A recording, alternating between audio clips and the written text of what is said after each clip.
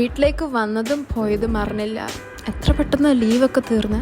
By the way, ഇതാണ് ഇന്ദുശ്രീ, എൻ്റെ ഫ്രണ്ടാണ്. അപ്പോൾ ഓണമൊക്കെ അടിച്ച് പൊളിക്കണം എന്ന് പറഞ്ഞ് എൻ്റെ കൂടെ വീട്ടിലേക്ക് ഇറങ്ങി വന്നതാണ്.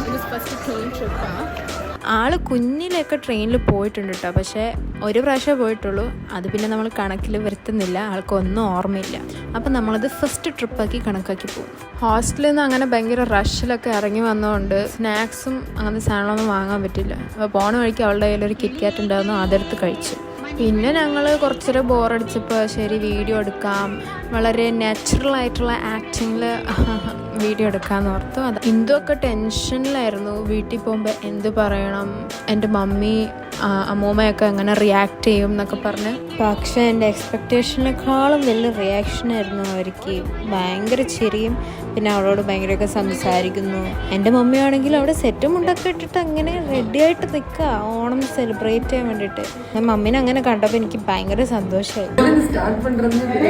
ഞങ്ങളാണെങ്കിൽ വീട്ടിലെത്തിയപ്പോഴേക്കും 2 മണിയൊക്കെ വിശന്നിട്ട് അവിടെ ഇരിക്കാൻ വയ്യായിരുന്നു. സദ്യയൊക്കെ കൊണ്ടിട്ട് ഞങ്ങൾ പൂക്കളം ഇടാൻ പോയി. പക്ഷേ ഭയങ്കര വെയിലായതുകൊണ്ട് ഞങ്ങൾ വീട്ടിലിരുന്ന് തന്നെ പൂക്കൾ പിച്ചി, എന്നിട്ട് വൈകുന്നേരം ഇടാമെന്നും പറഞ്ഞ് അങ്ങനെ കുറേയൊക്കെ സംസാരിച്ച്. ഇന്ദുവും പിന്നെ എൻ്റെ കസിൻസൊക്കെ നല്ല സെറ്റായിട്ടോ. അപ്പോൾ വൈകുന്നേരം വരെ ഞങ്ങൾ കുറച്ച് നേരം കിടന്നുറങ്ങി. അതൊക്കെ കഴിഞ്ഞിട്ട് വന്നിട്ട് ഞങ്ങൾ പൂക്കളമൊക്കെ ഇട്ട് അങ്ങനെ ഓണം കഴിഞ്ഞു, അളം കഴിഞ്ഞു. So that was our Onam, our typical Onam.